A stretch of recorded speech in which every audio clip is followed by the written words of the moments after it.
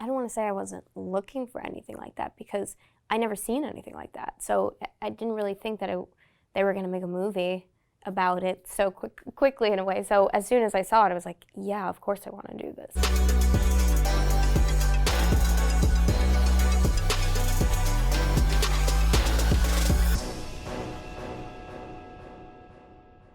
Welcome to Newsweek Conversations. I am with Julia Garner and Kitty Green. Very excited about your new film. Julia Garner, you've done so much. I had to write it down.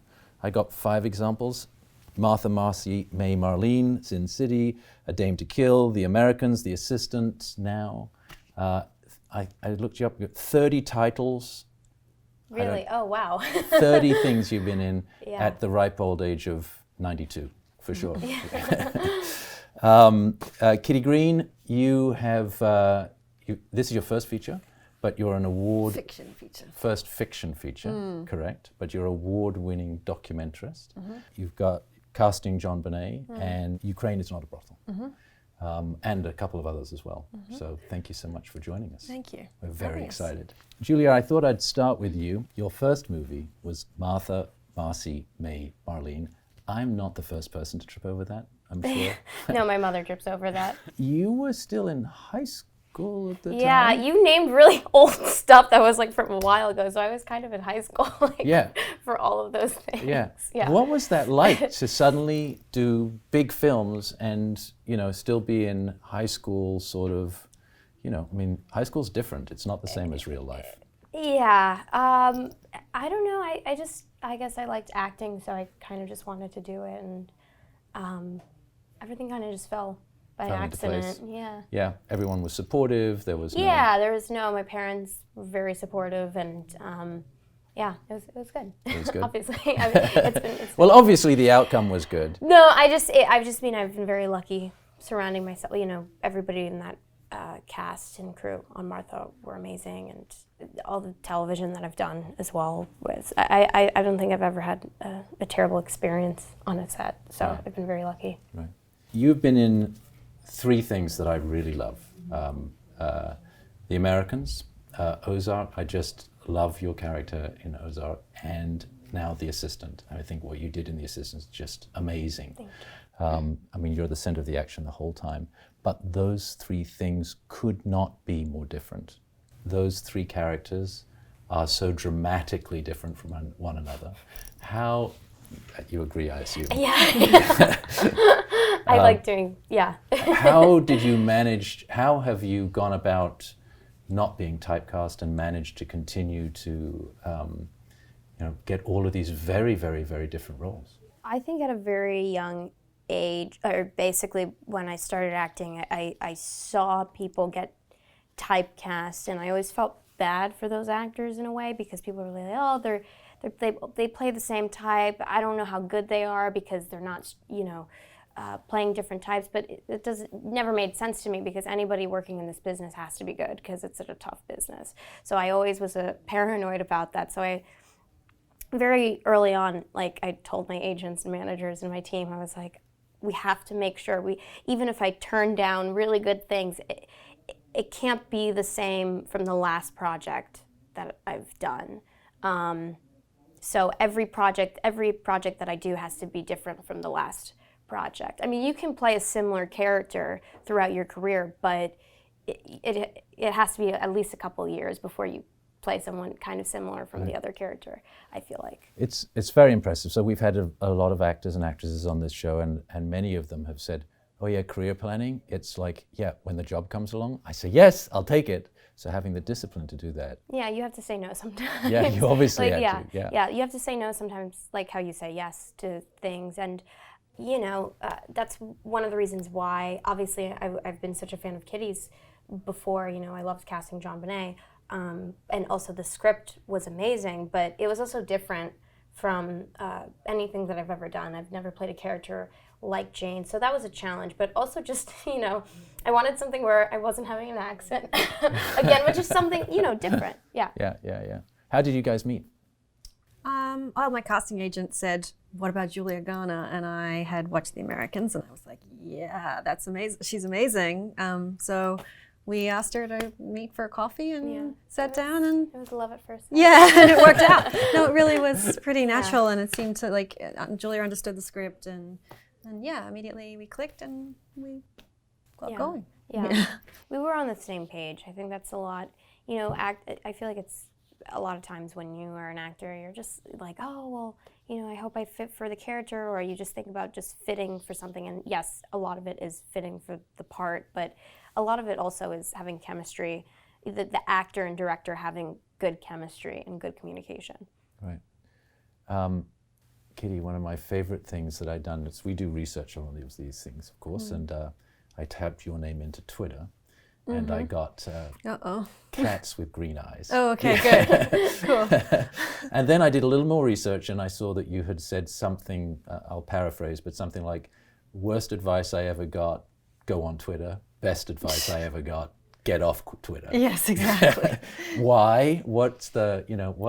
I don't know. It's scary. I think I made a film that went onto Netflix, and it was a Netflix original, so it goes onto every continent at once. Yep. And all of a sudden you get a review every 6 seconds of your work, which as a filmmaker is very stressful because it's just like constant, you know, people don't go with a moderate opinion. They don't go onto Twitter to just say, yeah, that was fine. They really either love it or hate it. So, I mean, it was a little scary, and I decided at that point I have to just stop looking at this. It's too much for me. So people were adding you on Twitter and saying, well, yeah, just I love you and other things. Not so much. It's more like commenting about the film, but it was enough for me to know that it's probably not the best way to decide if I've done a good job or not is to get on Twitter. You know what I mean? I love cats with green eyes. Yeah, I'd prefer to search It was for great. cats with No, green it was eyes. great. You should do it. It's really quite a relief. Yes. You know, Lovely. And there's lots and lots and lots of internet cats. Yes, That I are love green internet or cat. have some relationship to green. Perfect. It's sort of perfect. Yeah. So, your first film you shot in the Ukraine. You were there in a war zone. Well, no, it was pre the conflict. It was pre the conflict? I went back after the conflict too, and in the middle of it. So, but yes, that film I did shoot. So you decided. So first of all, what took you to the Ukraine? Why'd you go back during the conflict? Because that must have been hard as hell. Yeah. I mean, it's funny. My grandmother's Ukrainian, and so I always wanted to go. And there was a feminist movement called Femin, who were a topless protest movement, who I thought were incredible. And so I took my camera and my little audio recorder in a backpack and went to Ukraine and met them and started filming protests for them and made a documentary. And then after I released the film, the country went to war, and the film was all about them struggling with the powers of like the corruption and political kind of corruption. And I was traveling around to the film festival circuit talking about a film that was no longer almost relevant because the war had broken out. So I went back to make a short film about the war and the conflict because I felt a duty to do that, having just spent 14 months there. It's funny living, I was just in Australia when the fires are happening, and it's funny how life just goes on, even though, you know, something really horrific can be happening just nearby. You can still be wandering down the street eating ice cream as if nothing's happened. Like, it's really, cities just find a way to survive, you know. The Assistant, obviously inspired by the Me Too movement. I understand you interviewed a lot of assistants for research as you went and put the screenplay together.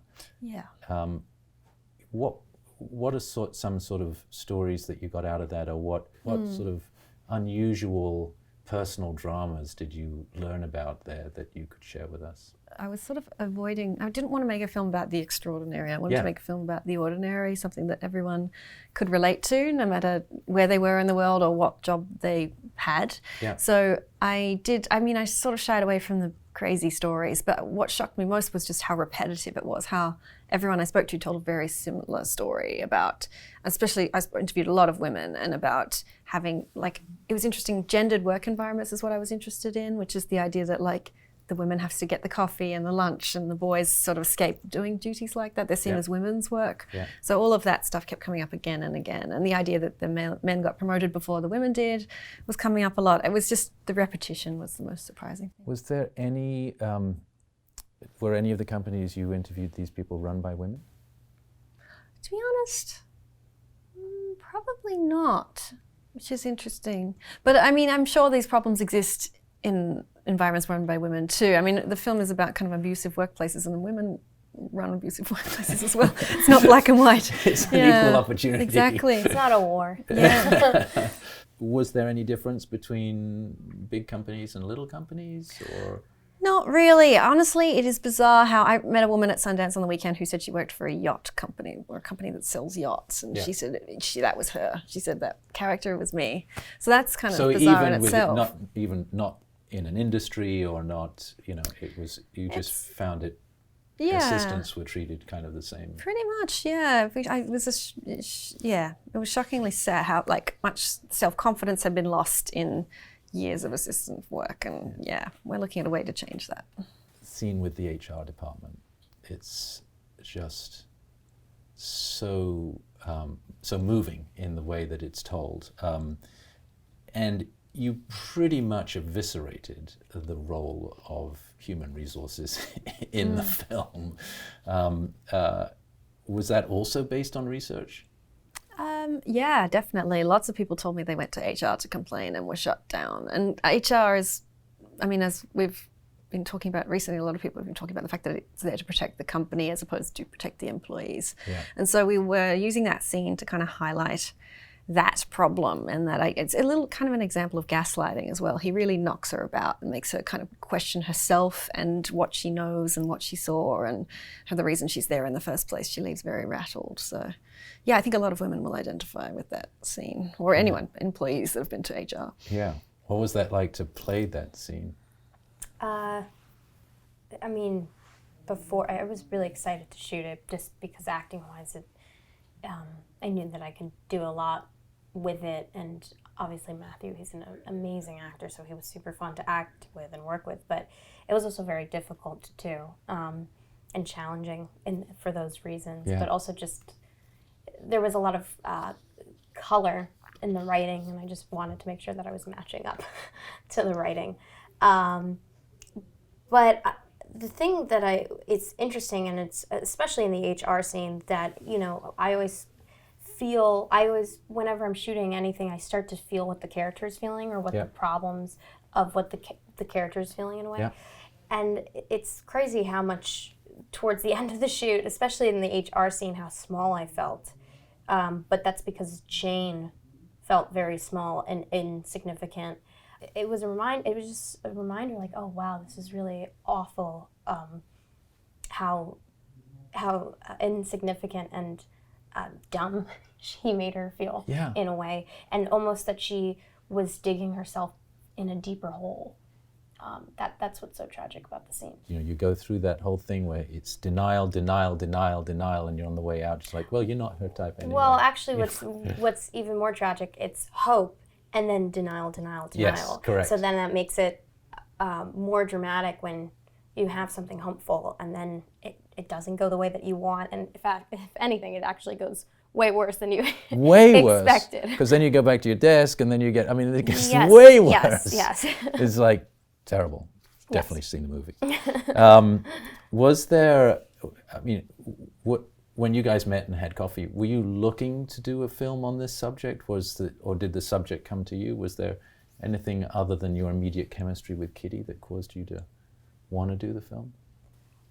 Well, I wanted to do it because obviously I was a fan of Kitty's, and the film, it was written so well, and it's a really important subject. But I wasn't, I don't want to say I wasn't looking for anything like that, because I never seen anything like that. So I didn't really think that they were going to make a movie about it so quickly in a way. So as soon as I saw it, I was like, yeah, of course I want to do this. Yeah.